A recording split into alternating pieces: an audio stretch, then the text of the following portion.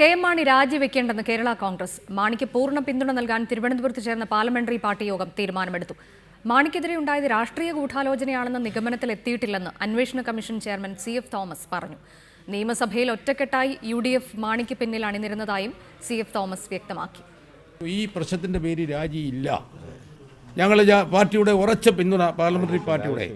നിയമസഭയിലെ പ്രതിപക്ഷത്തിന്റെ ശക്തമായ പ്രക്ഷോഭത്തിന് ശേഷം ചേർന്ന പാർലമെന്ററി പാർട്ടി യോഗമാണ് മാണിക്ക് പൂർണ്ണ പിന്തുണ പ്രഖ്യാപിച്ചത്. സഭയിൽ കോൺഗ്രസിന്റെ പിന്തുണ പൂർണ്ണമായി ലഭിച്ചു എന്ന ചോദ്യത്തിന് മറുപടി ഇങ്ങനെ: കോൺഗ്രസ് പാർട്ടിയും മുസ്ലിം ലീഗും കേരള കോൺഗ്രസും എല്ലാ RSP എല്ലാ പാർട്ടികളും ഒറ്റക്കെട്ടായിട്ട് നിൽക്കുകയാണ് ഈ വിഷയത്തിൽ. മാണിക്കെതിരെ ഉണ്ടായത് രാഷ്ട്രീയ ആരോപണമാണെന്ന നിഗമനത്തിൽ എത്തിയിട്ടില്ലെന്നും അന്വേഷണ കമ്മീഷൻ ചെയർമാൻ കൂടിയായ സി.എഫ്. തോമസ് പറഞ്ഞു. അന്വേഷണം പൂർത്തിയായാലേ ഇത് വ്യക്തമാകൂ. ഗൂഢാലോചന, രാഷ്ട്രീയ ഗൂഢാലോചന എന്നൊന്നും ഞങ്ങളിപ്പം ഒരു നിഗമനത്തിൽ എത്തിയിട്ടില്ലല്ലോ. മാണിക്ക് പൂർണ്ണ പിന്തുണയെന്ന PC ജോർജും പറഞ്ഞു. ഒറ്റക്കെട്ടായിരിക്കും പാർട്ടി. സംശയം വല്ലതുണ്ടോ? അതിന് ആർക്കാ സംശയം?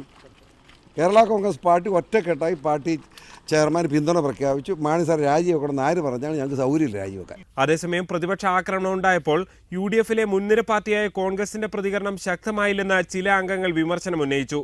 അഡീഷണൽ അഡ്വക്കേറ്റ് ജനറൽ PC അയ്യപ്പനെ യോഗത്തിലേക്ക് വിളിച്ചു വരുത്തിയിരുന്നു. കേസിന്റെ തുടർ നടപടികൾ ചർച്ച ചെയ്തതായാണ് വിവരം. G. ശ്രീജിത്ത്, റിപ്പോർട്ടർ, തിരുവനന്തപുരം.